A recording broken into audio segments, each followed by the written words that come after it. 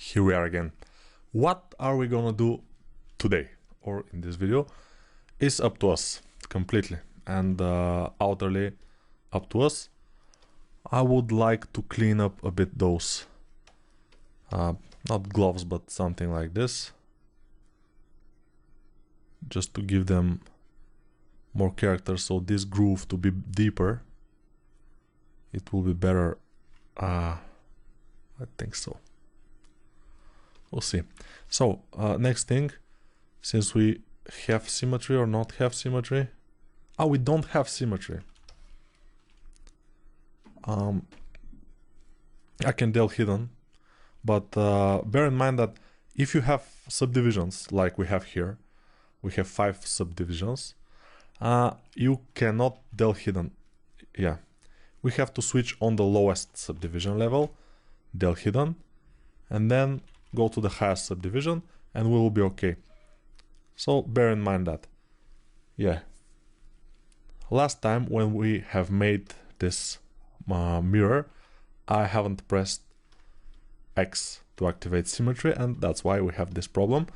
I will disable symmetry now and just do the same as I did with the shoulders. Just a few of those things like this, just with the clay tubes, little by little, and then smoothing, and we'll get this chipping, which is always interesting to see.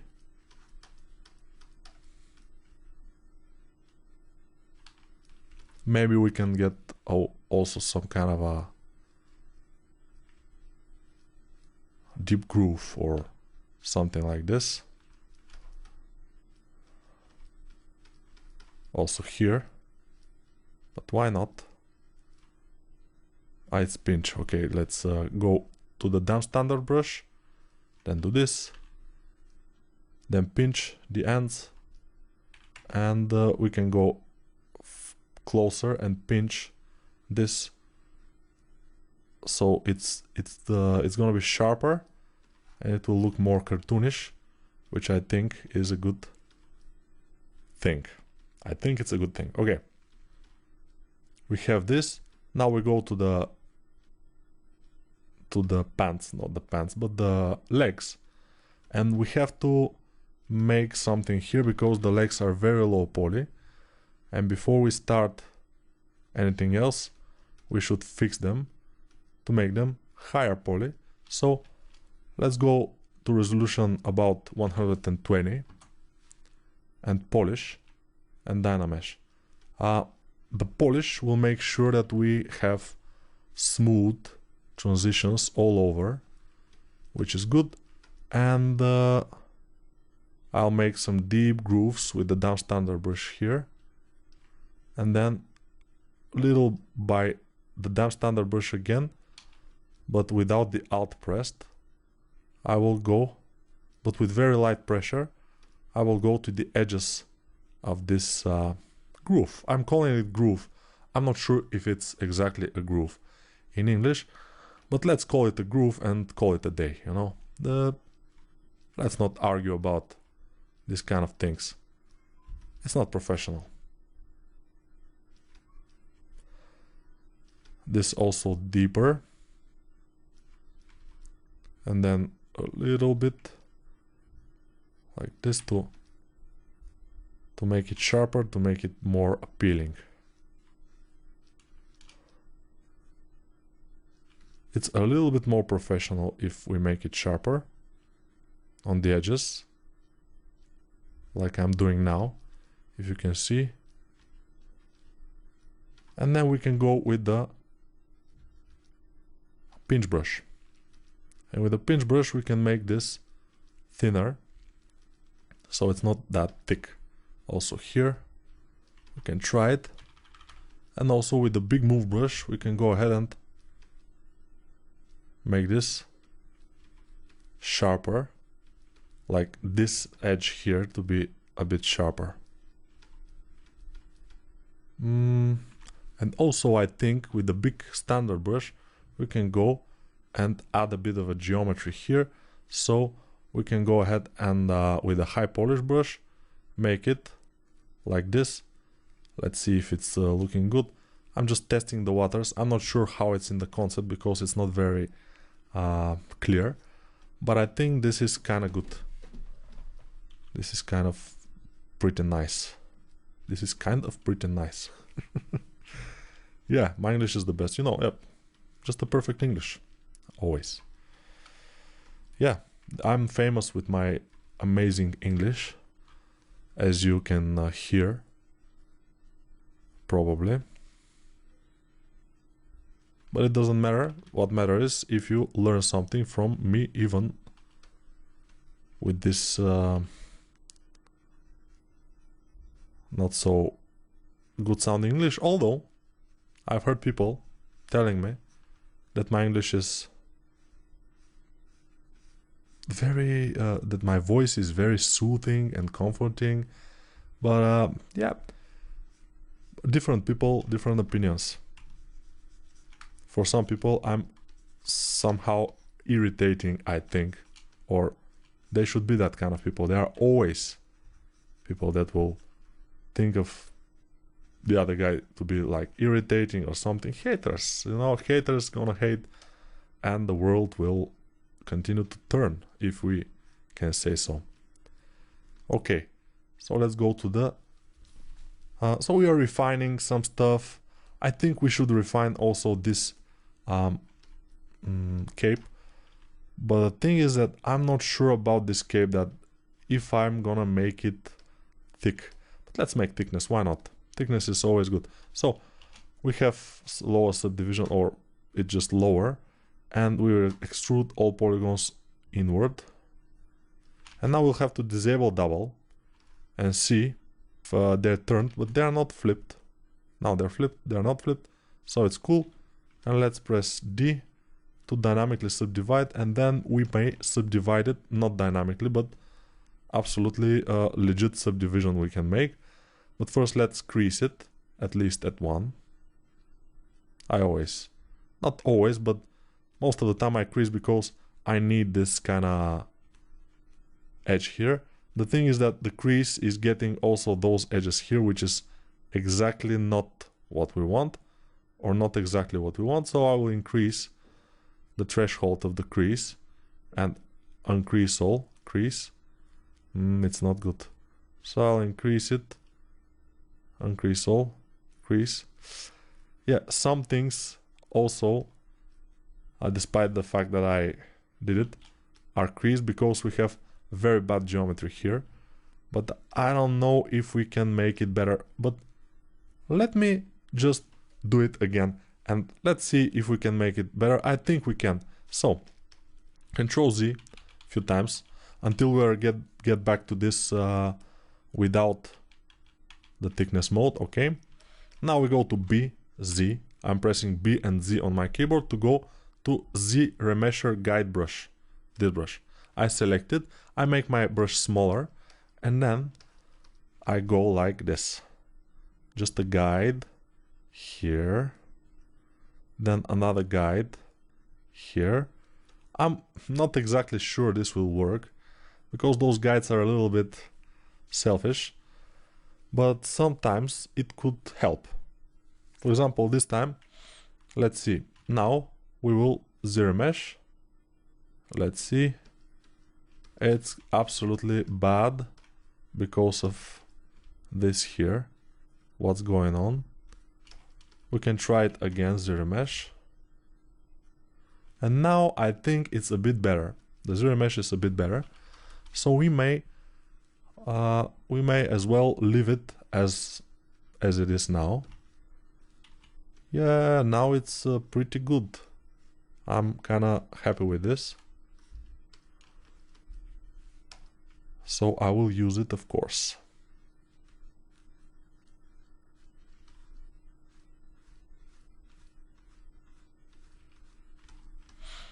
All right. I'm just making some adjustments with the standard brush. It's kind of cool. So let's make the thickness now. Thickness, pretty thick. Okay. Ooh, this thickness, it's not bad, not good. I don't know why. We have here some issues. Oh yes, we have some polygons that are a bit interestingly positioned. So what we can do is zero mesh again. Hopefully it will not ruin our geometry. No, it's keeping it, which is fine. Let's demodeler and try it again. Okay, I think this time is kind of good. Although not perfect, but there is nothing perfect in this life. So now let's decrease at 1, crease it, and now it's kind of better. Of course we have some issues around this area. Why? When you're polyframing, you will notice that we can have this or this. You know, we have here a little buttons inside the button. One is to remove the lines and the other is to remove the colors. But we don't use it. We don't use them. We don't need them. So I noticed that here there is a problem because maybe the crease isn't in this here. So I'll crease, edge, and crease this edge. And now I think it's better. Maybe it is, maybe it's not. Yeah, it's somehow not very good geometry here in this area. Particularly in this area, it's not very good. Also, this is pretty far away from the end where we need it. So I will move it closer to the edge. And in here, we have some issues also. I'll try to fix them. So in this video, obviously, we haven't started the sword, but we will start it probably right after this cape is kind of good. And I think it's kind of good already. Let's make it even this color. But what is this color? Let's try, why not this? Yeah. And now we go to fill object, and since it's RGB, we fill it with the color. If it was M, we fill it with material, but that I will explain it later. Now we'll get back to our white color, and we have only the cape in this color. In order to select the color, you go to the color, your mouse over the color, and press C, and now you have this color, and we can fill, and also this one here we can fill. And then if we go to the white, we have filled those things. Of course, we have to make thickness of this thing here, but it's pretty cool to know how to make those colors. Of course, I haven't shown you everything, and I shown you just for a notice. Then we will make him a bit of this yellowish brownish color, but later. So now let's try to make the sword. I can see the sword quite well, so I'll press Z, then move, and then press Z again. Then we can start to make the sword. How to start to make something that is completely out of our object? Of course, we will start, or we can, with appending a cube. And we will have to go to the bottom of our stack to find this cube and click on it here on the subtool palette. Then with W we'll get our pivot and place the cube in front of our object. Make sure that it's not with perspective, because with perspective, when you move, you don't know what will happen. Now we turn on polyframe and solo just to see this. So this will be the blade of our sword, but not exactly all of this, only part of this. So Control Alt Shift drag to hide everything except for this side. So you notice what I did. I did this, and then with space it's very difficult. What are these emojis? Okay, so I pressed to hide everything, but you see how the right side is not covered by this red. Yeah, wait. So from here, yeah, the right side is not covered. So there only this is here, del hidden. Then I will continue with disabling this, and then this, hiding it, and then del hidden. So I hidden everything except for this part, and this part is here, you know. I will make symmetry, I will do some other stuff with it, but for now we have it. I will press with Alt here while I'm on my pivot, which I have with W, and then I will make it bigger on all directions, and the simpler the form is, the better. I'm not sure I want to make the sword in this form, because it's a bit strange. Maybe a normal sword will do, but let's try it first with this form, and we'll see. So the sword should be like this, and this is basically the blade of the sword. Yeah, it's nothing too much, but it's cool. I will mask with Control drag this middle thing, reverse the mask, and nothing happened because we have extremely low poly. But now when we move, we are moving only this middle thing, and I will move it here on the top. We'll need it for later. We will need it later, probably. Who knows? And then we'll make the handle. But how to make the handle? Probably it will be for the best if we duplicate this just by clicking on the duplicate button, which is completely normal, and then turn it, put it down, make it smaller, and then just del this. So deleting in ZBrush, as you can see, is by just hiding it with Control Alt Shift and drag, hiding the form, and then press del hidden. It's pretty easy, nothing to be scared about. Some people are scared, wow, how I delete things in ZBrush? Yeah, it's pretty easy. So this will be the handle, and yeah, we're running out of time, but I'm making very simple forms now. So duplicate this to make the it's not hilt, or I'm not sure how it's called, the guard. Yeah, let's call it the guard. So the guard will be this piece. The guard, of course, will need to have a middle insert. I will insert one edge in the middle of the guard, and then I need a symmetry to make it to make the guard. So let's press X to activate symmetry, but X symmetry, now it's X symmetry, it's not working for us. We need Y symmetry. Y symmetry is good, and Z symmetry also. We can have two symmetries at once. And now if I go to my move brush and move this down, you see what happens, because we have symmetry by this axis and by this axis here. So both axes we have symmetry on, and it's pretty good, yeah. So this will be the base of our guard. Now here I will add again a poly, not the poly, but the edge. Then I will mask this bottom edge, reverse the mask. When I want to move or rotate or just do something with some edge, I just mask it and then reverse the mask. And then I can work on it, make it wider, so it's the pommel of the handle.